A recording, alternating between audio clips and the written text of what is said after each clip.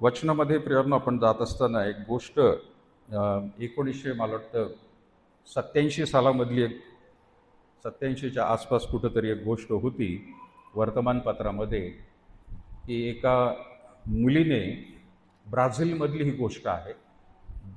आणि ब्राझील जो देश आहे तिथल्या एका मुलीने घरातून ती पळून गेली आणि ड्रग्ज अंमली पदार्थ जे आहेत ते घ्यायला तिने सुरुवात केली आणि अंमली पदार्थ घेतल्यामुळे कालांतराने ती अ, अंमली पदार्थ मिळवण्यासाठी पैसे लागत होते.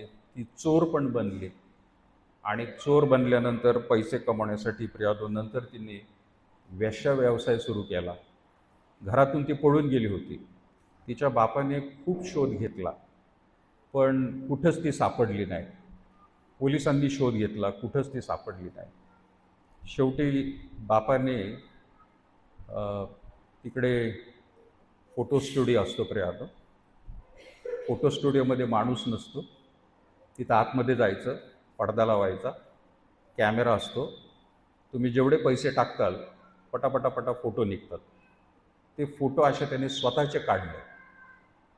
फोटो काढले आणि त्याने ते फोटो बसमध्ये, ट्रेनमध्ये, रेल्वे स्टेशन, बस स्टँड, बाजारपेठात सगळीकडे ते फोटो त्यांनी चिटकून टाकले. आणि फोटो चिटकून टाकल्यानंतर खालच्या बाजूला म्हणजे फोटोच्या मागच्या बाजूला वर केल्यानंतर प्रत्येक फोटोच्या मागे तिथं लिहिलं होतं. बापाने त्या मुलीचं नाव लिहिलं आणि सांगितलं, मुली तू काही झालेली असशील, तू कोणत्याही परिस्थितीमध्ये असशील, तुला काही त्रास असेल, घरी परत ये. एवढाच मजकूर प्रत्येक फोटोच्या मागे त्याने हाताने लिहिला आणि सगळीकडे त्याने लावला. बरेच दिवस गेले, बरेच आठवडे गेले, बरेच महिने गेले, वर्षसुद्धा जायला लागले. आणि एकदा त्या मुलीनं कुठंतरी एका बसमध्ये तो फोटो बघितला आणि ताबडतोब ती घरी आली. बापाचं ते एक कृत्य होतं. त्याने शोध घेतला, मित्रमंडळींनी शोध घेतला, पोलिसांनी सुद्धा शोध घेतला, पण ती सापडली नाही. शेवटी बापाने एक वेगळीच आयडिया काढली आणि तो फोटो बघून ती घरी परत आली. आज जो आपण शास्त्रभाग वाचलं प्रियांनो, त्यामधला जो पिता आहे तो सुद्धा अशाच प्रकारचा आहे की वाट बघणारा पिता आहे. मुलगा जो संपत्ती घेऊन गेलेला आहे त्याला संपत्ती पाहिजेल, पण बाप नकोय. मुलाला काय पाहिजेल? संपत्ती पाहिजेल, पण बाप नकोय. तो म्हणून बापाजवळ काय म्हणत आहे त्या ठिकाणी गेल्यावर आपण जेव्हा वाचतो पुढे 13 वचनामध्ये म्हटलेले, फार दिवस झाले नाही तोच धाकटा मुलगा सर्व काही जमा करून दूर देशी निघून गेला. बापाला त्याने विनंती केलेली. मुलगा कोणता आहे? मोठा आहे का लहान आहे? हा, लहान मुलगा आहे. आणि 12 वचनात काय लिहिलंय? त्यापैकी धाकटा बापाला म्हणाला, बाबा मालमत्तेचा माझा वाटा मला द्या. तेव्हा त्याने आपल्या मिळकतीची त्यांच्यात वाटणी केली. कुठंही बापाने त्याला प्रश्न विचारला असं लिहिलेलं नाही. तो असं का करतो त्याला थांबवलं नाही, परंतु डायरेक्ट बापाने त्याला देऊन टाकलेलं आहे. ही गोष्ट खरं तर प्रभू येशू ख्रिस्त ज्यावेळेला सांगत होता त्यावेळेला धाकटा आणि थोरला, थोरला आणि धाकटा हे कोणाला दर्शवत आहे माहिती आहे का तुम्हाला? धाकटा कोण आहे, कोणाचं प्रतिनिधित्व करतो आणि थोरला कोणाचं प्रतिनिधित्व करतो माहिती आहे का तुम्हाला? आपल्याला असं वाटतं की काय बाबा धाकट्याबद्दलच का असं म्हटलं जातं. आणि कधी कधी ही गोष्ट वाचल्यानंतर घरामधली जे 2 नंबरची मुलं असतात ते म्हणतात, आम्ही काय असे आहोत का? आणि मोठे पण म्हणतात की आम्ही पण काय असे आहोत का बापाला बोलणारे. पण ज्यावेळेला प्रभू येशू ख्रिस्त ही गोष्ट सांगत होता तो नक्की कोणाचं प्रतिनिधित्व करतो? धाकटा म्हणजे आणि मोठा म्हणजे कोण? तर थोरला जो आहे तो म्हणजे यहुदी लोक आहेत. कोण आहे? यहुदी लोक आहेत. आणि धाकटा कोण आहे? आपण सगळे आहोत. धाकटा कोण आहे? आपण देवाचीच मुलं आहोत. त्यांचा पिता तो आपला पिता आहे. आपण सगळेच त्या परमेश्वराने बनवलेले लेकरं आहोत. परंतु त्याने मुद्दामून फरक त्या ठिकाणी दाखवलेला आहे की जो थोरला आहे तो माझ्याकडे सदैव आहे, म्हणजे यहुदी लोक माझ्याकडे सदैव आहेत. परंतु हा धाकटा जो आहे ना तो पण माझाच आहे, पण माझ्यापासून दूर गेलेला आहे. देवाने उत्पन्न केलेले नंतर जेवढे वंश आहेत प्रियानो सगळे, ते सर्व जगभर पसरले आणि देवापासून दूर गेलेले. आज त्याच्यापैकी प्रियानो कदाचित आपण म्हणू की आपण देवाजवळ आतरे आलेलो आहोत, देवाला धन्यवाद. परंतु आपण जर स्वतःला मंडळी म्हणून जर देवाकडे घेऊन येत आहोत, तर तिथे सुद्धा प्रियानो महत्त्वाचा मुद्दा आहे की आपल्यापैकी बरेच जण आजही जरी प्रभूकडे आलेले आहेत आणि जरी आपण चर्चमध्ये आलेलो आहोत, तरी आपल्याला फक्त देवाचे आशीर्वाद पाहिजेत, पिता नकोय. अशी वृत्ती बऱ्याच जणांची झालेली आहे. आणि म्हणून आपण काय करतो, जसं या धाकट्याने मालमत्ता मागितली, तिथं काय म्हटलंय, बाबा मालमत्तेचा माझा वाटा मला द्या. आणि लगेचच दुसरं वाक्य काय म्हणत आहे त्याच्यातलं, तेव्हा त्याने आपल्या मिळकतीची त्याची वाटणी केली. मुलगा म्हणाला आणि ते देऊन टाकलेलं आहे. मुलाने प्रार्थना केलेली आहे. विश्वासणाऱ्यांनी, ख्रिस्ती लोकांनी प्रार्थना पित्याकडे केलेली आहे आणि देवाने ती ताबडतोब ऐकलेली आहे. हे देवाचं पण चरित्र या ठिकाणी पित्याचं दिसून येतं प्रियाला. सो आपण जेव्हा म्हणतो की उधाळा पुत्र आहे, तर एका बाजूला आपण थोरला म्हणजे यहुदी लोक म्हणतो आहोत आणि धाकटा म्हणजे आपण लोक आहोत. परंतु पित्या म्हणून स्वर्गीय पिता आपला प्रियानं त्या ठिकाणी दाखवलेला आहे की जे कोणी त्या ठिकाणी त्याला मागतायत त्यांना तो लगेचच द्यायला तयार आहे. अगदी त्याला स्वतःला खेद वाटलं तरी, दुःख झालं तरी, वाईट वाटत आहे की आपण सगळे एकत्र राहिलो असतो तर किती चांगलं आहे, परंतु याला जर माझं मी नकोय पण त्याला पैसा पाहिजेल आहे, त्याला सर्व सुखसोयी पाहिजेल आहे, तर देऊन टाकले त्याला. आणि म्हणून प्रियानो जगातले बरेचसे लोक, थोडासा साऊंड घुमत आहे, बरेचसे जगातले लोक प्रियानो जे प्रभूपासून दूर आहेत ते सुद्धा प्रियानो खूप संपन्न झालेले आहेत. त्यांना सुद्धा भरपूर काही देवबापाने दिलेलं आहे. पण एक वेळ अशी येणार आहे त्यांच्या सुद्धा जीवनामध्ये की ते सगळेजण परत एकदा, या उधाळ्या पुत्राची जशी गोष्ट आपल्याला माहिती आहे की तो परत एकदा आलेला आहे, पित्याला ओळखलेला आहे, त्याची चूक त्याला कळलेली आहे, अशी संधी परमेश्वर प्रत्येकाला देत आहे सुवार्तेच्या द्वारे. प्रिया त्यांच्या परिस्थितीमधून परमेश्वर त्यांना पश्चातापी हृदय त्यांना देत आहे, आत्मेची टोचणी प्रियानो त्यांना देत आहे. आणि म्हणून ज्या वेळेला आपण म्हणतो प्रियानो की जरी हा उधळ्या पुत्राचा बाप, उधळ्या पुत्राचा भाऊ, तर प्रियानो आपण त्यामध्ये सामील आहोत. आपण त्यांच्यापासून दूर नाही किंवा त्यांच्या स्वभावासारखे प्रियानो आपल्यामध्ये सुद्धा स्वभाव, खास करून जे पिता आहेत त्यांच्यासाठी शिकण्यासारखं आहे प्रियानो. त्याच्यामध्ये मी सुद्धा येतो. कशा प्रकारचा हा पिता आहे की मुलाने जर विनंती केलेली आहे, मुलाने जर काहीतरी मागितलेलं आहे तर ते ताबडतोब त्याला देणं गरजेचं आहे. आता ही वृत्ती प्रियानो कदाचित लहान असताना घातक ठरू शकते. काही लोक म्हणतील की असं कसं काय, आपण तर म्हणतो मुलांना मागितलं की लगेच द्यायला नको. ही वृत्ती किंवा अशा प्रकारचं वागणं लहानपणी घातक ठरतं मुलांना. तिथं सांभाळलं पाहिजे. ते काय मागतात ते ताबडतोब त्यांना जर देत राहिलो आपण तर आयुष्यभर ते तसेच राहतील. तिथं कंट्रोलमध्ये ठेवायचं. इथं काय झालेलं आहे, इथं ही मुलं आता लहान राहिलेली नाहीत, ही मोठी झालेली आहेत. मोठं वय झालेलं आहे त्यांचं, त्यांना चांगली समज आलेली आहे, कोणते निर्णय घ्यायचे, काय करायचंय आपलं कुटुंब काय आहे, आपण कोण आहोत, ही सगळी आता त्यांना चांगली माहिती मिळालेली आहे. आणि म्हणून बापाने खरं तर ते हृदय आणि तो डिसिजन तिथं घेतलेला आहे की मुलगा जर मागत आहे संपत्ती आणि त्याला माझ्याबरोबर राहायचं नाही, याचा अर्थ सरळ आहे की त्याला पैसा हवा आहे, पण मी नको. बापाने लगेच त्याला पाठवून दिलं. तिथं कुठल्याही प्रकारे प्रियानो धाकट्याला देत असताना थोरल्याला विचारलं असं कुठे लिहिलं नाही.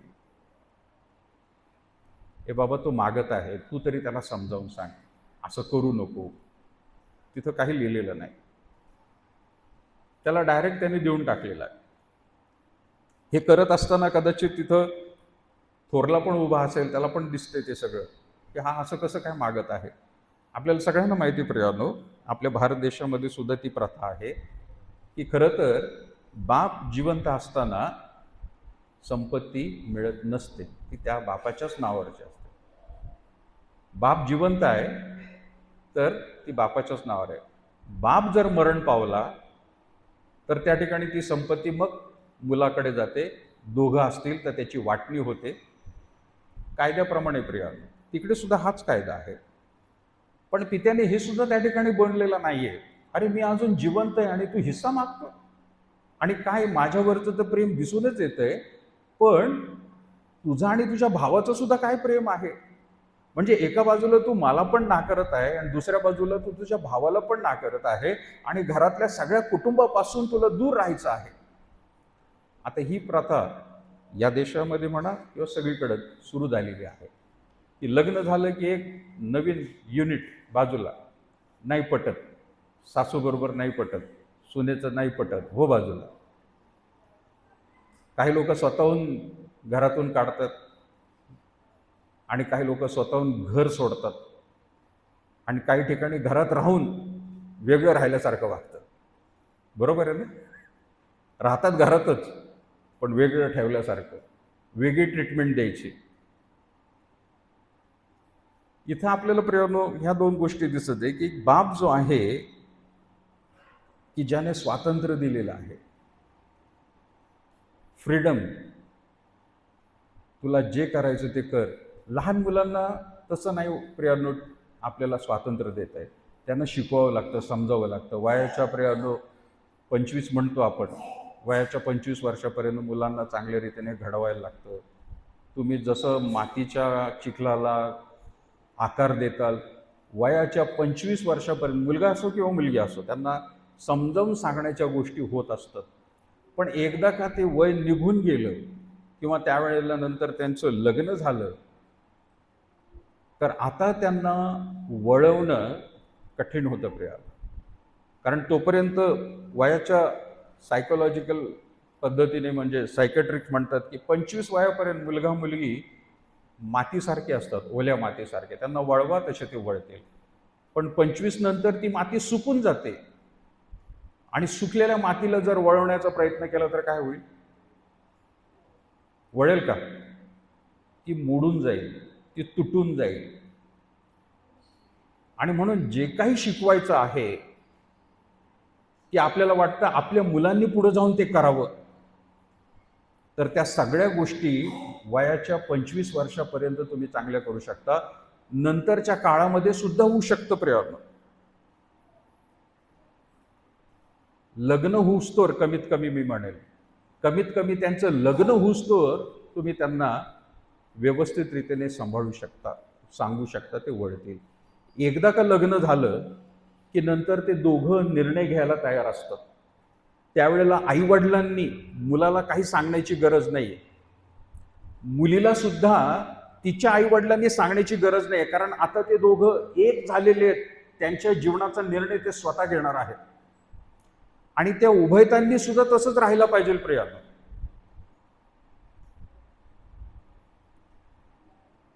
ज्यावेळेला आपण शास्त्र भागात वाचतो परमेश्वराने त्यांना घडवलं, त्यावेळेला प्रियानो कोणता महत्वाचा भाग तिथं वाचायला मिळतो आपल्याला? आदमासमोर आणल्यानंतर काय बोलला तो? हवाबाई जेव्हा आली, काय म्हणाला तो? 26 उत्पत्ती 2:26. यस, कोणी वाचेल?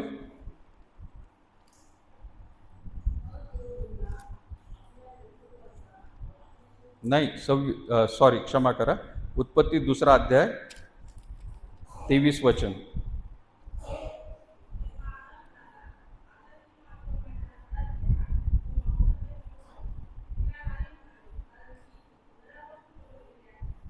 चोवीस वचनात म्हटलेलं आहे, यास तो पुरुष आपल्या आई बापा सोडून आपल्या स्त्रीशी जडून राहील, ती दोघे एक देह होतील.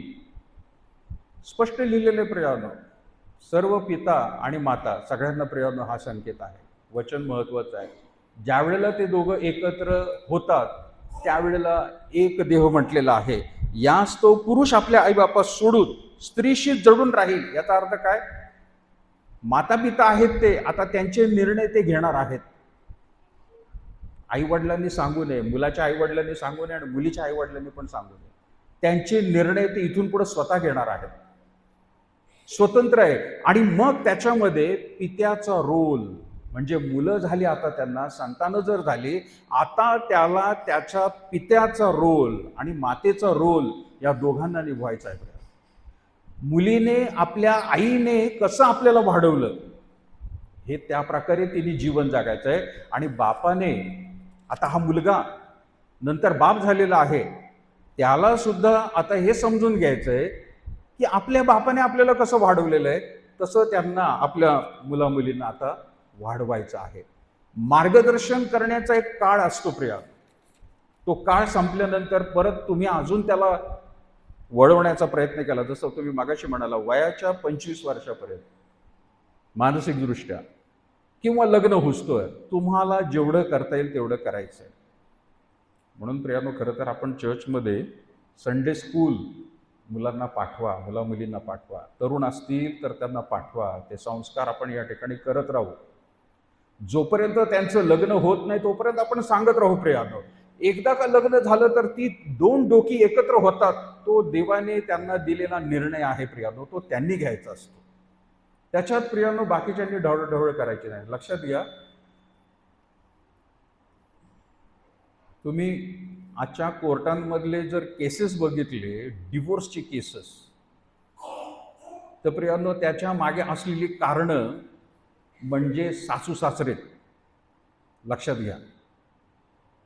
पण ज्या वेळेला मी ते वाचतो, सासू सासऱ्यांच्या सांगण्याप्रमाणे मुलगा तसा वागतोय किंवा मुलगी तशी वागते, त्यांच्यामध्ये डिवोर्स व्हायला लागलेले मोस्टली केसेस.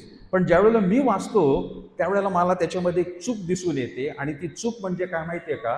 त्या दोघांची चूक आहे, सासू सासऱ्यांची चूक नाही आहे. त्या दोघांची काय चूक आहे माहिती आहे का? अरे बाबा, तू नवरा झालेला आहे, तू आता त्याची नवरी झालेली आहे, तुम्ही दोघांनी निर्णय घ्यायला पाहिजे. तुम्हाला जर मुलं झालेली आहेत, आता तू मुलगा राहिला नाही, आता तू बाप झालेला आहे, आता तू मुलगी राहिली नाही, तू आता बायको म्हणून नाही, तू आता आई झालेली आहे.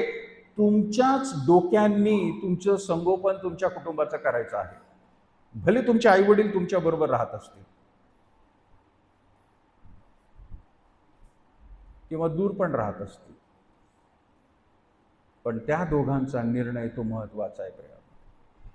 त्यावेळेला ते दोघं खरा पिता आणि खरी माता हा रोल चांगल्या रीतीने प्रियानो करू शकतात. आमच्या पण कुटुंबामध्ये प्रियानो म्हटलं ना तुम्हाला, नावं ठेवण्याचा अधिकार, पवित्र शास्त्र शिकल्यानंतर समजलं, नाव मुलाला मुलीला द्यायचं असेल तर तो अधिकार फक्त आईला आहे. आपल्या भारतीय संस्कृतीमध्ये किंवा आत्तापर्यंत परंपरेने आपण चालत आलेलो आहोत की चला आपण नवीन जोडपं आहे, आई वडिलांचे आशीर्वाद, आई वडिलांचं मार्गदर्शन अजूनही घेत राहा. आणि मग ते म्हणतात की नाही तुम्ही सांगा, किंवा ते सांगण्याची परिस्थिती नसते, सासराच सांगतो हे नाव ठेवा म्हणून, सासूच सांगते हे नाव ठेवा म्हणून. आमच्या घरात झाला प्रिया हा प्रसंग, अगदी प्रार्थनेच्या नावापासूनच.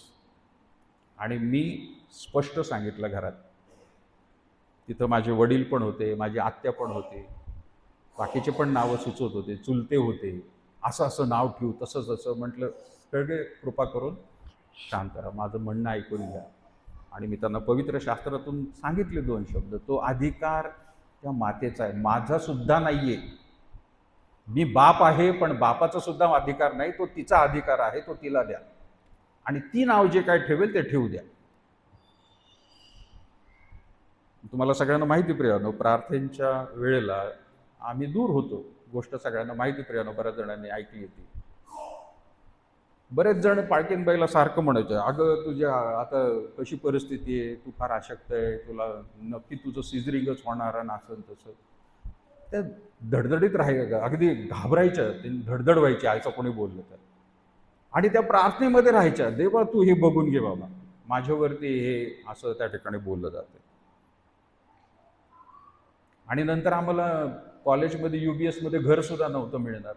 माझ्या आधी काही विद्यार्थी पहिल्या वर्षापासून 4थ्या वर्षापर्यंत नंबर लावून बसले होते, आम्हाला घर पाहिजे, आम्हाला घर पाहिजे, क्वार्टर पाहिजे. सत्राकडे सरांना माहीत आहे तिथं क्वार्टरसाठी किती लोकांना हजी करायला लागते किंवा किती त्या ठिकाणी वाद होतात. मी 4थ्या वर्षामध्ये 3ऱ्या वर्षात लग्न केलं. 4थ्या वर्षात त्यात प्रार्थना पोटामध्ये त्यांचं म्हणणं होतं की नाही, आपण एकत्रच राहायला पाहिजे. अगं म्हटलं, मी अभ्यास करत आहे. ते म्हणे नाही, अभ्यास करता करता आपण मुलाची पण वाढ करू. म्हटलं मला माहीत नाही मला क्वार्टर मिळेल का नाही. आणि अचानक रीतीने काय घडलं माहीत नाही, त्या सरांनी मला बोलून घेतलं. मी ॲप्लिकेशन द्यायच्या ऐवजी त्यांनी मला बोलून घेतलं आणि सांगितलं, अद्वैत तुम्हाला असं असं एक या ठिकाणी UBSमध्ये काम करायचं आहे, त्यासाठी आम्ही तुम्हाला क्वार्टर देऊ. अरे म्हटलं बरं झालं, मग ते काम कसं असं म्हटलं, मी करायला तयार आहे. देवाने ती प्रार्थना ऐकली.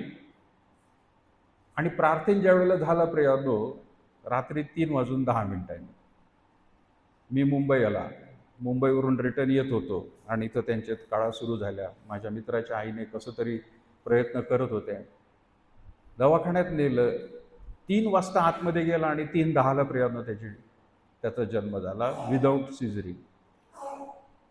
या दोन्ही गोष्टी ऐकल्या आणि त्यांनी विचार केला होता, जर मुलगा झाला तर प्रार्थना, मुलगी झाली तर प्रार्थना. पण प्रार्थना नाव ठेवणार, कारण देवाने माझी प्रार्थना ऐकलेली. हा रोल त्यांचा आहे. मुद्दामून मी काय सांगत आहे, हा रोल आता आई म्हणून झालेले आहेत, त्या बाप म्हणून प्रियानो झालेले आहेत. हा त्यांचा रोल फॉलो करायचा आहे आता. आणि कधी कधी मला असं वाटतं ते वेगवेगळे आश्रम हिंदू धर्मामध्ये ते फार योग्य आहेत असं वाटतं कधी कधी. कोणते आश्रम आहेत माहिती आहे का तुम्हाला? 4 आश्रम आहेत. मी एकदा सांगितले होते चर्चमध्ये. हिंदू धर्मामध्ये 4 आश्रम आहेत. कोणते? पहिला आहे 1 ते 25 ब्रह्मचारी आश्रम. ब्रह्मचारी म्हणजे काय? लग्नाच्या आधीचं. 1 ते 25 ब्रह्मचारी. नंबर 2 गृहस्थ आश्रम. 25 ते 50 गृहस्थ म्हणजे काय? घरामध्ये प्रवेश.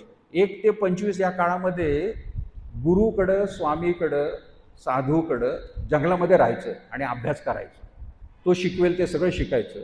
त्यांनी शिकवल्यानंतर त्याला एक आंघोळ दिली जाते, त्याला ग्रॅज्युएशन म्हणतो आपल्याकडं आपण. म्हणजे काय? तू आता सर्व काही शिकलेला आहे, तुला आंघोळ दिलेली आहे, तू परत ब्रह्मचारी आश्रमकडे यायचं नाही. तू आता गृहस्थ आश्रम, तुझा विवाह होईल आणि आता विवाहाच्या गोष्टींमध्ये तू प्रवेश करणार आहेस वयाच्या 25 नंतर 50 वर्षापर्यंत. 50 नंतर 51 पासून ते 75 पर्यंत. कोणतं आश्रम माहिती आहे का? ब्रह्मचारी झालं, गृहस्थ आश्रम, नंतर संन्यास आश्रम. कधी? वयाच्या, हॅलो बोला ना. संन्यास म्हणजे काय?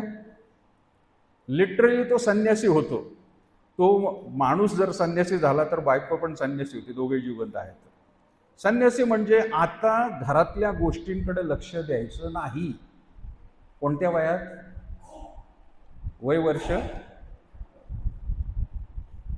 51 पासून 75 पर्यंत. किती जण आहे? 51. म्हणजे त्या वयामध्ये सुनेकडं, म्हणजे आता बघा लक्षात घ्या, त्या वयापर्यंत घरामधला मुलगा सुद्धा त्या बाईचा मोठा झालेला आहे, सून घरामध्ये येते, जर ते वेळेमध्ये झालं तर सगळं. त्यांनी लक्ष नाही द्यायचं, आता ढवळढवळ करायची नाहीये. संन्यास म्हटलेलं आहे त्यांनी. तुला काय भाजी बनवायची बनव बाई.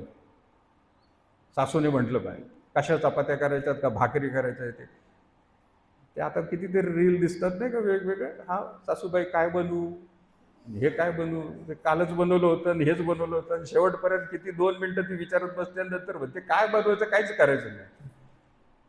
ढवळढवळ काही नाहीये, काही करायचं नाहीये त्यांनी. संन्यास आश्रम तिसरं कोणतं झालं लक्षात राहील ना? 1 ते 25 ब्रह्मचारी, 26 ते 50 गृहस्थ आश्रम, 51 ते 75 काय संन्यास आश्रम, आणि मग 76 पासून पुढं तो मरुस्तोर 100 पर्यंत काय वानप्रस्थ. वानप्रस्थ म्हणजे काय? तेवढ्या काळात 76-75 नंतर तो जिवंत जर राहत असेल ना, तर तीर्थस्थानाला जायचं त्यांनी, नाही तर जंगलात निघून जायचं. बिलकुल बाकी काही ढवळढवळ नको. हे खरं चांगलं आहे ते. आपण बाकीच्या संस्कृती पाळतो नाही का त्यांचे, हे का नाही पाळत? हे पण पाळलं पाहिजे. मग त्या पित्याचा रोल काय आहे प्रिय?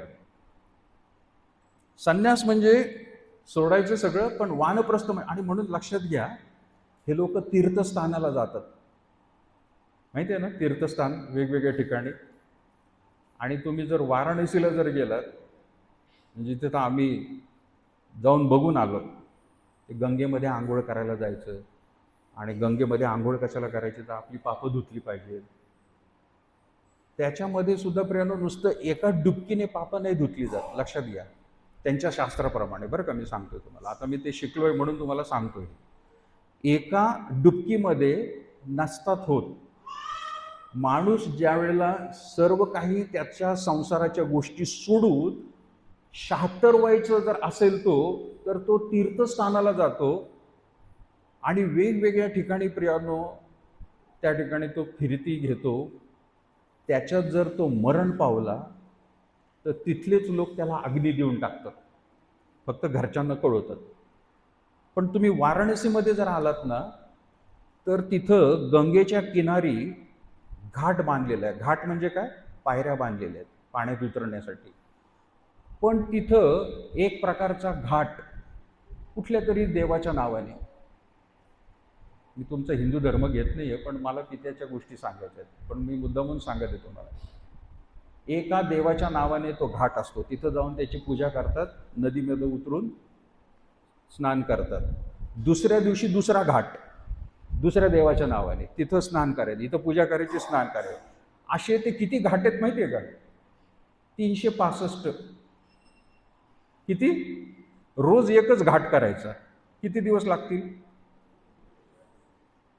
त्याचं वर्ष तिथं निघून जातंय त्या वाराणसीमध्ये. आणि त्या काळामध्ये सुद्धा जर ते मेलं तर त्याला लाकडं नागडी किराणं तिथं देतात. मी स्वतः ते बघून आलेलो. आणि म्हणून तिथं काही लोक जिवंत प्रेत सुद्धा ढकलून देतात, म्हणजे अग्नी चालू आहे पण लाकडं वाचवायचीत म्हणून गंगेमध्ये टाकून देतात. आणि म्हणून ते साफ करायची वेळ आलेली आहे, अजूनही साफ होत नाही.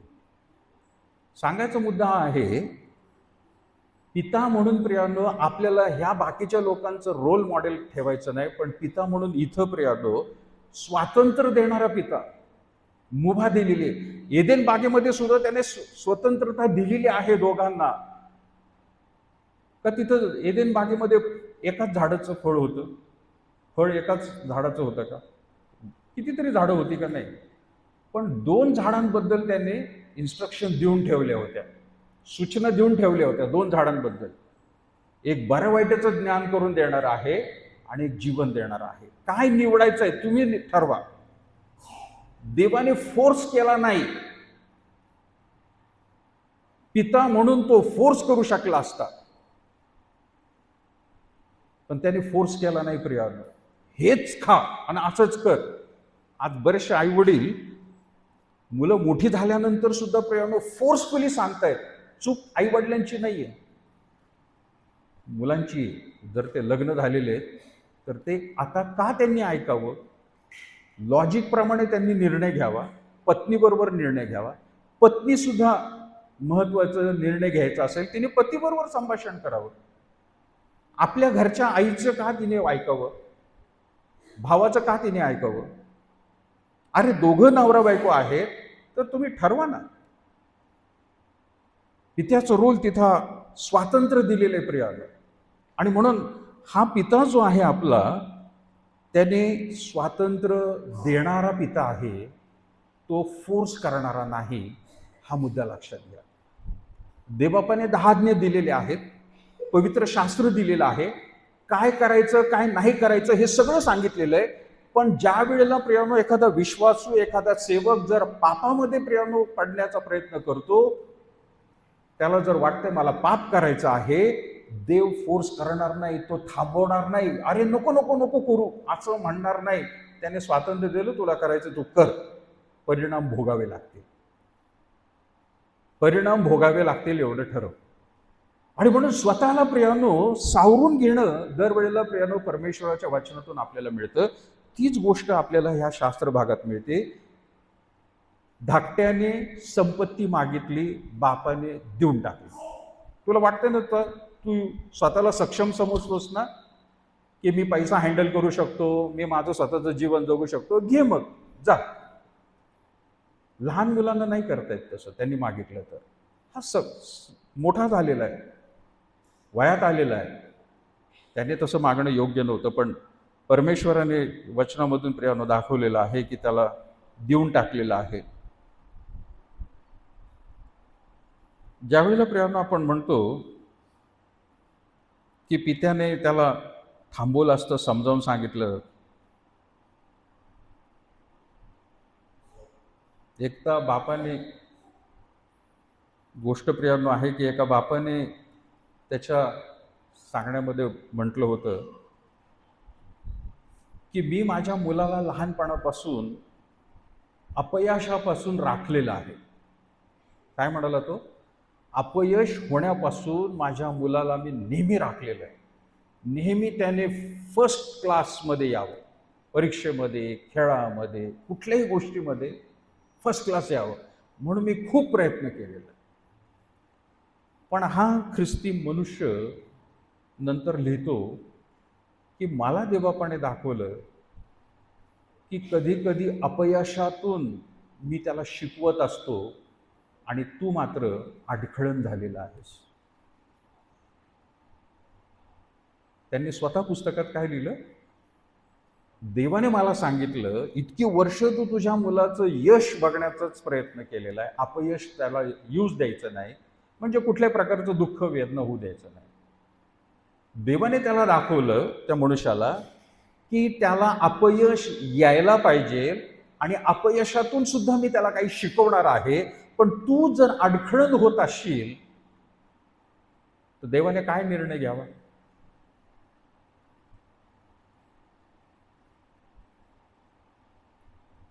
त्या मनुष्याने सांगितलं, देवाला वाटत आहे माझा मुलगा असा असा व्हावा पुढे, त्याला मी शिकवावं, पण अपयश आल्यानंतर हा बाप लगेच तिथं येतो आणि अपयश येऊ देत नाही त्याला. त्या मनुष्याने लिहिलंय, देवाने मला दाखवलं की त्याच्या जीवनामध्ये तू जर अडखळण होत असशील तर मी तुझ्या मुलाला तुझ्यापासून विभक्त करेन, नाही तर जगातून तुला काढून घेईन. कारण मला त्याच्या जीवनासाठी जे करायचं आहे ते तू अडखळण म्हणून चाललेला आहेस त्या ठिकाणी. एक तर तुझ्यापासून मी त्याला वेगळं करेन, नाहीतर जगातून मी तुला काढून घेईल. पण त्याला जे घडवायचंय ते मी घडवणार आहे. त्या दिवसापासून त्या बापाने कुठल्याही प्रकारे नंतर त्याला फोर्स केला नाही. आपल्याला बऱ्याच वेळेला वाटतं ना की आपल्याला आपल्या लहानपणी ते मिळालं नाही किंवा आपण ते होऊ शकलो नाही, मग आपल्या मुलांना आपण ते देत राहू, मुलींना आपण ते देत राहू. ते स्वातंत्र्य आम्हाला मिळालं नव्हतं, मग आमच्या मुला मुलींना ते आपण स्वातंत्र्य देऊन टाकू आणि म्हणून त्यांना मुभा देऊन टाकतो प्रियानो आपण. मोठ्या घातक प्रियानो गोष्टी होतात. त्यांना दुःखच पाहायला नको. आम्ही आमच्या दोन्ही मुलांकडून प्रियानो शिकलो की आम्हाला लहान असताना वाटायचं की आजारीच पडू नये. ते सारखे आजारी पडायचे आणि आम्ही सारखं विचार करायचो. मी मागे म्हटलं सुद्धा प्रियानो, प्रार्थनेत एवढा आजारी पडायचा की एकदा त्या गेटजवळ मी उभा राहिलो छोट्या आणि हात लावून मी प्रार्थना केली गेटला, देवा तू जर त्याला बरं केलं नाही ना, मी इथून निघून जाणार आहे. कारण त्याला इथलं वातावरण सुटच होत नाही.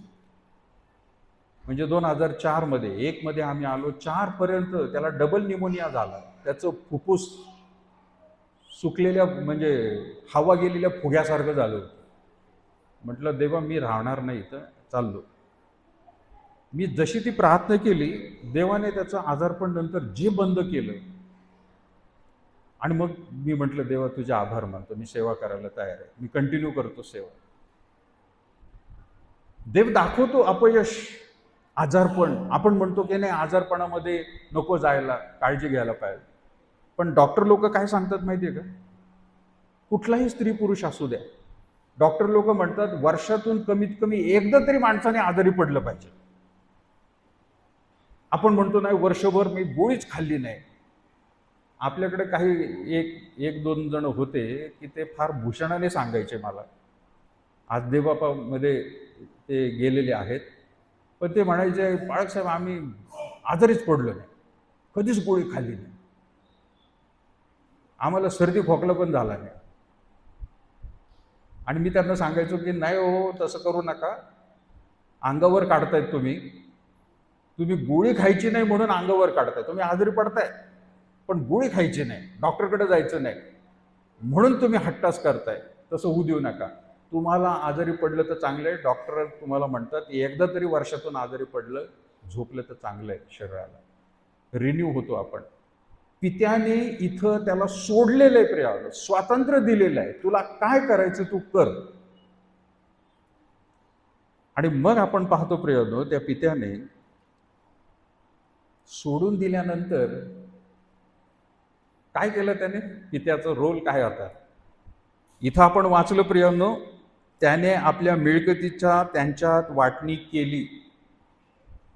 आता मोठ्याला पण दिलंय, छोट्याला धाकट्याला तर दिलंच आहे, पण मोठ्याला पण दिलेलं आहे, पण त्याने ते घेतलं नाहीये आणि तो तिथंच राहिलेला आहे. वाटणी तर केली त्याने पण तो तिथंच राहिलेला आहे. म्हणजे काय, यहुदी लोक आहेत ते तिथंच देवाजवळ, पण धाकट्याने मागितलं आणि तो निघून गेलेला. पण पित्याने दिल्यानंतर पित्याचा रोल काय प्रियानो, कोणी सांगेल का? कसा वागला पिता? पिता कसा वागलेला आहे? बरं झालं कटकट गेली असं म्हटलं का? हा, वाट पाहणारा गेला तो, पण आतून चुरचुर चुरचुर सुरू झाली, रडत आहे बाप, बाप असून रडतोय पण ते दाखवता येत नाहीये. आणि म्हणून त्याचं दुःख जे आहे, त्याने ज्या वाटेने तो गेला त्या वाटेकडे लक्ष लावून बसलेला आहे.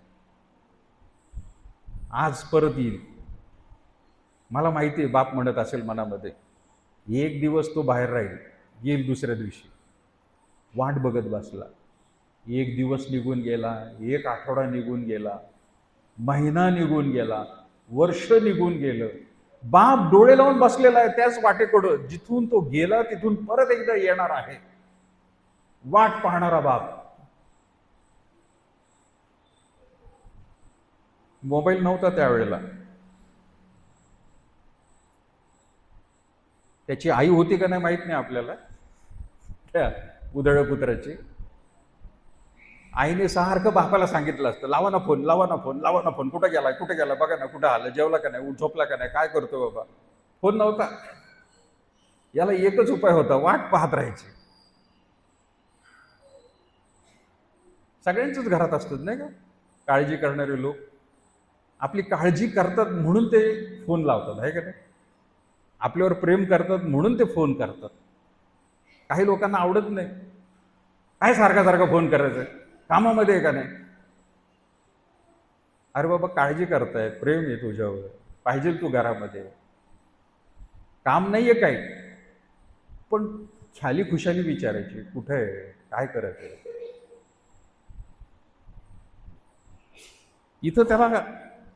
इथं त्याला ऑप्शन नाहीये बापाला. हे बिचारं ज्या रस्त्याने तो गेला तिकडे डोळे लावून बसलेले आहेत. आज तरी येईल परत. पित्याचं दुसरं प्रियानो, स्वर्गीय पित्याचं दुसरं कार्य आहे, आपल्याला मागितलेले आशीर्वाद, काही गोष्टी न मागता सुद्धा आशीर्वाद देतो. पण तो माझ्यापासून दूर गेलेला आहे, हा माझ्याकडे परत येईल. कधीतरी प्रार्थनेला बसेल, कधीतरी बायबल घेऊन बसेल, कधीतरी चालता चालता काम करता करता माझ्याशी बोलेल, वरती बघेल, देवा धन्यवाद तरी म्हणेल. वाट पाहतोय तो प्रियानो, वाट पाहणारा पिता आहे. एका बाजूला आपण पाहिलं स्वातंत्र्य दिलंय त्याने, पण दुसऱ्या बाजूला प्रियानो तो वाट पाहतोय की हा कधीतरी मुलगी ही माझ्याकडे बोलेल, हा मुलगा माझ्याशी बोलेल, धन्यवाद तरी म्हणेल, माझी आठवण करेल. आज ते स्वर्गीय पित्याचं चित्र प्रियानो आपल्याला दिसून येत आहे. आणि म्हणून ज्यावेळेला आपण म्हणतो की पिता म्हणून प्रियानो आपलं सुद्धा काय कर्तव्य आहे, तर एक वेळ आहे प्रियानो, मार्गदर्शन करा, पण नंतर वाट बघा. त्यांना समजावून सांगितलं, ते मोठे झालेले आहेत, वाट पहा, नातं तोडू नका प्रियानो. तुमचा मुलगा तुमच्या इच्छेविरुद्ध, तुमची मुलगी तुमच्या इच्छेविरुद्ध करत आहे काहीतरी, त्याच्यामुळे एकदम रागराग होतो प्रियानो असं नाही, पण त्यांना समजावून सांगण्याचा प्रयत्न करायला पाहिजे माता पिता या नात्याने. आणि वाट पाहायचे प्रियानो. प्रेम संबंध, आपले नातेसंबंध ते टिकून ठेवणं गरजेचं आहे. काही वेळेला माहित नाही तुमच्या घरामध्ये, माझ्या घरात पण नाही ऐकायला मिळाले, पण काही लोकांच्या घरामध्ये डायलॉग ऐकायला मिळतात नाही का, आजपासून माझ्यासाठी तू मेला. बापालाच अधिकार आहे तो बोलायचा. मुलगा नाही म्हणू शकत. पण बाप मात्र बोलतो. हे शब्द प्रियानो नको बोलायला, कधीच नाही. कारण आपल्या स्वर्गीय पित्याने सुद्धा, जर आपण प्रियानो स्वतःला पाहिलं, तर देवाच्या इच्छेविरुद्ध आपण सुद्धा कितीतरी वेळा वागतो. तर देव तिथं म्हणाला तर असं, आजपासून मेला तू, जा. नाही होत, तसं नाही होत. तो वाट पाहतो प्रियानो. तशी ती वृत्ती, देवबापाची वृत्ती आपल्या पित्यांमध्ये, आईमध्ये सुद्धा प्रियानो येणं गरजेचं आहे. हे वाक्य कधीही प्रियानो, कमीत कमी आपण ख्रिस्ती कुटुंबांमध्ये, ख्रिस्ती लोकांमध्ये प्रियानो आपण हे वाक्य वापरलंच नाही पाहिजे.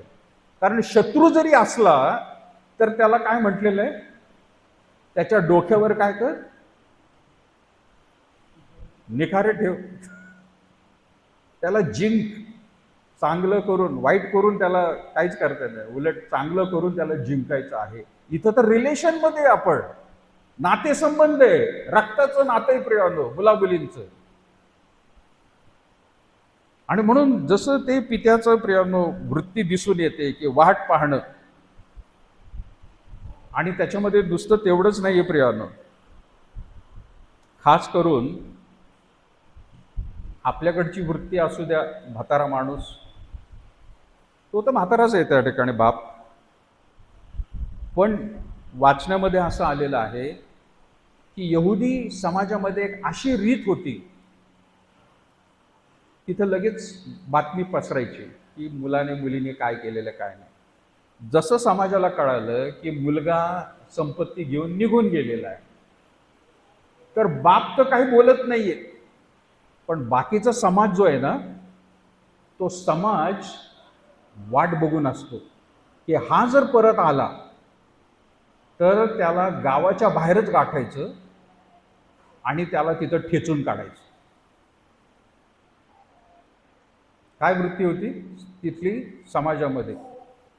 मुलगा जर आला हा त्याच्या बापाकडे परत, तर गावातले लोक धावत जायचे आणि त्या मुलाला तिथंच गाठून तिथं ठेचून टाकायचे, तू इकडे येऊच नको.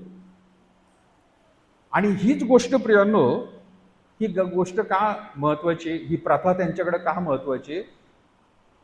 कारण जसं आपण म्हणतो शमरोन भाग, शमरोन आहे का नाही? येशू ख्रिस्ताने सांगितलं ना, सुवार्ता सांगा, आधी यरुशलेम, त्याच्यानंतर कुठं? यरुशलेम, यहुदिया, शमरोनात आणि मग पृथ्वीच्या शेवटापर्यंत सुवार्ता सांगत जा. तर हा शमरोन जो भाग आहे तुम्हाला माहिती प्रियानो, इथं कोणत्या लोकांना ठेवलेलं असायचं की ज्यांच्या यहुदी मुलाने दुसऱ्या जातीची मुलगी जर केली तर त्यांना तिकडे हाकलायचे. यहुदी मुलगी दुसऱ्या जातीचा, यहुदी सोडून दुसऱ्या बरोबर जर त्यांनी लग्न केलं तर तिला पण तिकडे ढकलून टाकायचं. ते शमरोनामध्ये लोक राहायचे तिथं. शमरोनातून कोणी दुसरीकडे यायचं नाही ना, यहुदी लोक त्यांच्यामधून जायचे. पण एखादी मुलगी जर तिथून आली, एखादा मुलगा जर तिथून परत आला तर हे लोक त्यांना ठेचून काढायचे, आमच्यामध्ये परत यायचं नाही. दूषित झालेलं रक्त आहे, तुम्ही बाहेरच राहायला पाहिजे. म्हणजे मुलगा मुलगी ज्या वेळेला लग्न करतात त्यावेळेला सुद्धा प्रियानो ही प्रथा पाळली जायते की त्यांना तिथंच ठेचून काढायचं. मुलगा जर असं वागत आहे, बापाला सोडून जात आहे, तर त्याला सुद्धा तिथंच ठेचून काढायचं. आणि मुलगा जर तसा गेलेला आहे, पण बाप इतका प्रेमळ आहे की त्या वाटेकडे तो लक्ष का लावलेला आहे? कारण हे लोक त्याला गाठतील आणि मारून टाकतील माझ्या मुलाला, म्हणून मी स्वतः धावत जाईल त्याला वाचवायला. आणि जर तेवढ्यामध्ये बापाने जर त्याला धरलं तर प्रियानो बाकीचे समाजातले लोक मग काही करू शकत नाही. बाकीचं कोणी त्याला दगड मारू शकत नाही. आणि म्हणून बाप जो होता तो त्या मुलाच्या गेलेल्या वाटेकडे प्रियानो लक्ष लावून बसला होता की कधी एकदा तो येईल आणि मी जाईल त्याला भेटायला. आणि म्हणून पुढे वाचतो आपण प्रियानो की ज्या वेळेला 18 वचन वाचलंय की मी उठून आपल्या बापाकडे जाईन व त्याला म्हणेन, बाबा मी स्वर्गाविरुद्ध व तुमच्या विरुद्ध पाप केले आहे, आता तुमचा मुलगा म्हणून घेण्यास मी योग्य नाही, आपला एका मोलकऱ्याप्रमाणे मला ठेवा. तो उठून गेला, त्याने विचार केला त्याप्रमाणे त्याने केलं. मग तो उठून बापाकडे गेला. तो दूर आहे तोच त्याच्या बापाने त्याला पाहिले आणि त्याला त्याचा कळवळा आला आणि धावत जाऊन त्याच्या गळ्यात गळा घालून त्याने त्याचे मुके घेतले. धावत गेला बाप, कारण बाकीचे लोक गाठतील. माझं पोरग परत आलेलं आहे, जे मेलं होतं ते जिवंत झालेलं आहे, हरवलं होतं ते आता परत सापडलेलं आहे, त्याला आनंद झालेला आहे. पण लक्षात घ्या प्रियानो, तेवढ्यासाठी मुलगा त्याला म्हणाला, बाबा मी स्वर्गाविरुद्ध व तुमच्या विरुद्ध पाप केले आहे, आता तुमचा मुलगा म्हणून घेण्याचं मी योग्य नाही. पण बापाने आपल्या दासांना सांगितले, लवकर उत्तम जागा आणून याला घाला. मुलाची परिस्थिती बघा काय. मुलगा कुठून आलेला आहे? 5 स्टार हॉटेलमधून. कुठून आलाय? कारमधून उतरलाय? कुठून आलाय? काय काम करत होता? डुकरांना सांभाळायचं काम करत होता. घाणेरड्या परिस्थितीमध्ये, खायला नाही, काय नाही, अंगावरती प्रियानो कपडे पण व्यवस्थित आहेत का नाही प्रियानो, एकदम वास येत असेल, त्याचा नाही, डुकरांचा, पण त्याला लागलेला आहे. आपण म्हणू, अरे आला बरं झालं, पहिले आंघोळ करून घे मग कपडे घालू.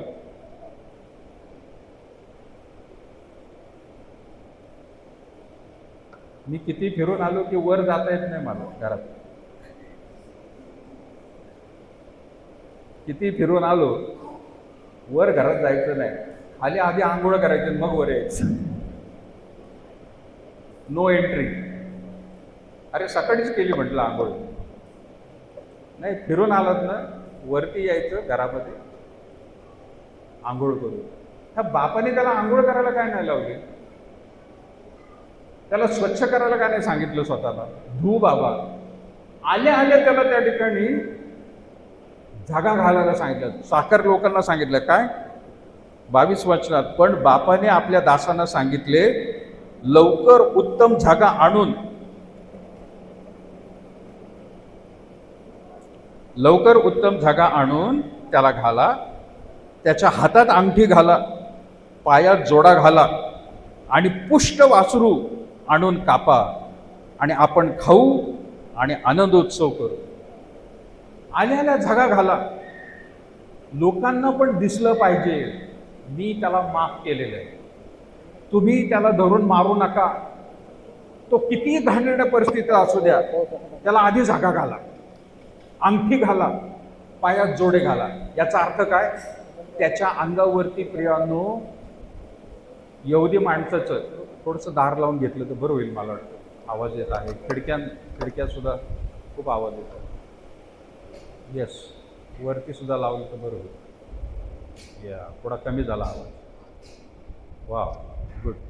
पाऊस गेला का आवाज कमी झाला.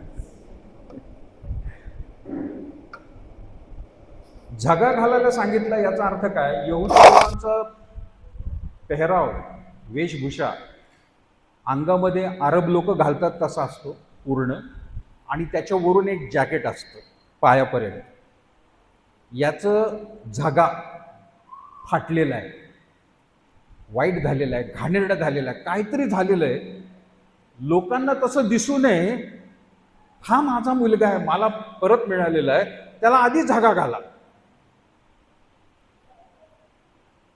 आपला स्वर्गीय पिता जो वाट बघणार आहे, पापी लोकांनी परत पश्चाताप करून माझ्याकडे यावं अशी वाट बघणारा जो पिता आहे, त्याच्याकडे ज्यावेळेला एखादा व्यक्ती जातो, त्याला तारणाचा झगा, त्याचं तारण झालेलं आहे, त्याला पश्चाताप झालेला आहे, कबुली देण्याआधीच त्याला झगा घातलेला आहे, कारण त्याचं अंतःकरण ओळखलं बापाने. इथं प्रियानो लक्षात घ्या, त्याचं काही ऐकलं नसेल पण ताबडतोब त्याला त्या ठिकाणी घातलेलं आहे. बोलायच्या आधी सगळं काही त्याने करून ठेवलेलं आहे. आनंद किती आहे बापाला, आपल्या स्वर्गीय पित्याला प्रियानो अशाच प्रकारचा आनंद किंवा याही पेक्षा जास्त आनंद खरं तर होत आहे. ज्या वेळेला आपण पश्चाताप करतो, पापाची कबुली देतो आणि त्याला प्रॉमिस करतो मी हे करणार नाही,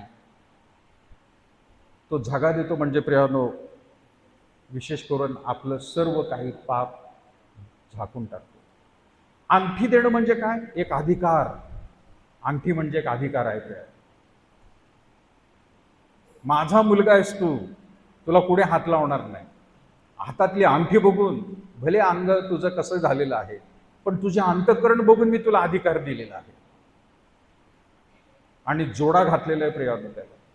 म्हणजे पायामध्ये त्याच्या जोडे नसतील किंवा फाटले असतील किंवा घाण झाले असतील, जोडा घातला म्हणजे प्रियानो स्वागत केलेलं आहे, ये परत एकदा. हे स्वर्गीय पित्याचे गुण प्रियानो येशू ख्रिस्ताने दाखल्याच्या रूपामध्ये आपल्या सगळ्यांना, त्या काळाच्या यहुदी लोकांना पण सांगितलं. आणि आपण जे परराष्ट्रीय म्हणून गणले जातो, आपल्याला सुद्धा प्रियानो त्याच पित्याबद्दल एकत्र प्रियानो आणण्याचा प्रयत्न केला. आज ही वृत्ती प्रियानो पित्याने सुद्धा आपल्या बाळगली पाहिजे. मुलाला जर एखाद्या गोष्टीचा पश्चाताप झाला, मुलीला जर पश्चाताप झाला, तर त्यांना परत एकदा स्वीकारायचं, त्यांना झिडकारायचं नाही. कदाचित वापरला पण असेल काही लोकांनी तो शब्द, आजपासून तू मेला म्हणून, पण आजपासून म्हणा तू जिवंत झाला. मेला होतास पण बाबा तू जिवंत झाला, असं म्हणणं हे प्रियांनो आपल्याला शोभा देतं. आणि ज्या वेळेला प्रियांनो आपण असं वागतो, त्यावेळेला आपण आपल्या देवाला दाखवतो. एवढंच नाही तर जगातल्या लोकांना आपण दाखवतो की आमचा देव कसा आहे, आमचा देव किती प्रेमळ आहे. आणि म्हणून प्रियांनो आज ह्या बापवार पितृदिनाच्या निमित्ताने स्वर्गीय पित्याचा स्वभाव उधळ्या पुत्राच्या जीवनातून आपल्याला दिसून येतं. उधळ्या पुत्राचं जीवन आणि उधळ्या पुत्राचा बाप कसा आहे? उधळ्या प्रेमाचा आहे. उधळ्या पुत्राचा बाप उधळ्या प्रेमाचा आहे. जेवढे ह्याने संपत्ती उधळली त्याच्यापेक्षा कैक पटीने बाप प्रेम उधळत आहे. त्याला काही लिमिट नाहीये. स्वर्गीय पित्याला लिमिटच नाहीये प्रिया. आणि म्हणून आज तुम्हाला आणि मला परत एकदा देवबाप ही संधी देते की आपण त्याच्या चरणाजवळ यावं, स्वतःला सादर करावं प्रियानो, आणि पूर्ण रीतीने त्याच्या इच्छेप्रमाणे वागण्यास सुरुवात करावी. आपला स्वभाव इतरांना प्रियानो दिसणार आहे. 2009च्या एका खेळामध्ये प्रियानो धावपटू चांगल्या रीतीने धावत मॅरेथॉन रेस माहिती आहे, लांब पळत येतात सगळ्या शहरातून. स्टेडियमपासून सुरू होते, लांब फिरून फिरून परत येतात.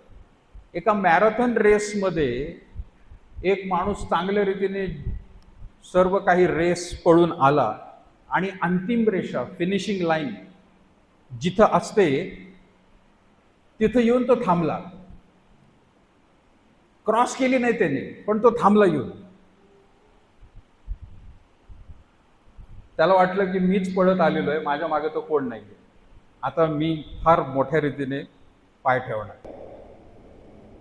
तेवढ्याच एक व्यक्ती मागून आला आणि त्याला संधी होती की त्याने पाय टाकायच्या आधी याने जरी पाय टाकला, हा तरी अंतिम रेषेच्या मागे होता, याने पाय टाकला असता तर हा पहिला आला असता आणि याने टाकल्यानंतरच तो दुसरा आला असता. पण मागून येणारा जो व्यक्ती होता ना, त्याने बघितलं की हा चुकीच्या रेषेवरती थांबलेला आहे. म्हणजे काय, त्याला वाटतं मी अंतिम रेषा पार केलेली आहे, फायदा घेतला असता याने. पण त्याने काय केलं, त्या व्यक्तीला पुढं ढकललं आणि मग स्वतः गेला. काय केलं त्याने, त्याला पुढं ढकललं आणि मग त्या व्यक्तीला कळलं, अरे मी चुकीच्या ठिकाणी थांबलो होतो, मला थोडं अजून एक पाऊल टाकायचं. तो मागचा व्यक्ती जिंकू शकला असता. रिपोर्टरने त्या मागच्या व्यक्तीला विचारले इंटरव्ह्यूमध्ये, तू असं का केलंस, तुला संधी होती फर्स्ट यायची, गोल्ड मेडल तुला मिळालं असतं. तो काय म्हणाला, असल्या विजयाचा काय उपयोग की कोणाला तरी फसवायचं आणि आपण जिंकायचं, काय तो आनंद. नातेसंबंध नाही आहे प्रिया, दुसऱ्या राष्ट्रातले लोक आहेत, आपल्या राष्ट्रातले लोक आपल्याला पहिला आल्यानंतर किती चांगलं म्हणतील म्हणून त्याने संधी घेतली नाही, पण त्या व्यक्तीला पुढे ढकललं आणि मग दुसरा नंबर आला. लक्षात घ्यायला पाहिजे, आपण आपले नातेसंबंध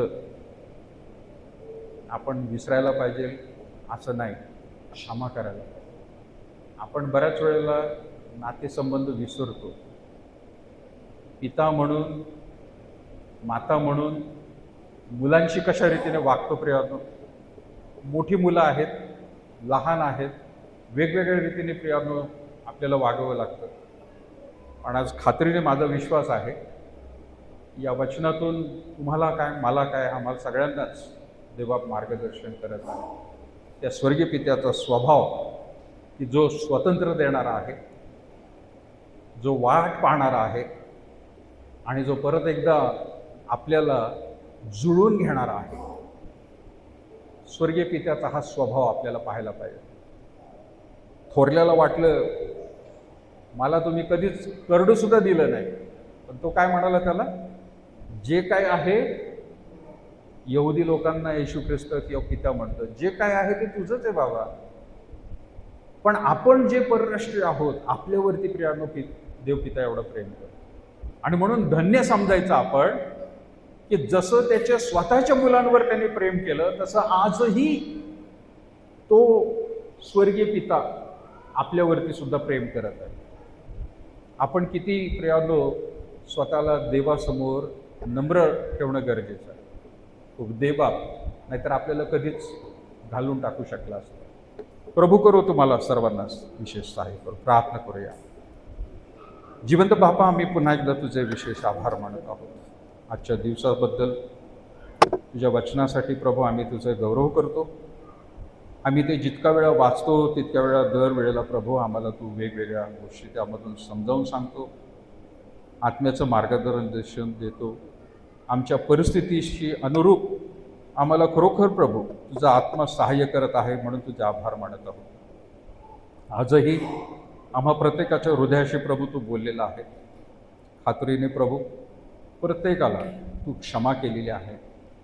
प्रत्येकाकडे तू वाट पाहणारा देखील आहे आणि प्रत्येकाला प्रभू तू खरोखर स्वतंत्र इच्छा देखील दिली आहे. परंतु प्रभू आम्ही जे काही निर्णय घेऊ, आम्ही ज्या प्रकारे वागू, ते सर्व तुला डोळ्यासमोर ठेवून आम्ही करावं. तुला आवडत आहे का त्याकडे लक्ष द्यावं. तू आमची वाट पाहणार आहेस. आम्ही परत एकदा चुकीच्या मार्गापासून वळून तुझ्याकडे यावं, यासाठी प्रभू तुझ्या कृपेने तुझ्या प्रिय मंडळीला देखील तू सहाय्य कर. आल्यानंतर प्रभू तू खात्रीने क्षमा करणारा देवबाप आहेस आणि आम्हाला तुझ्या कायामध्ये तुझ्या जवळ अगदी हृदयामध्ये प्रभू तू ठेवायला तयार आहे. स्वर्गामध्ये आम्हाला घेऊन जायला तयार आहे.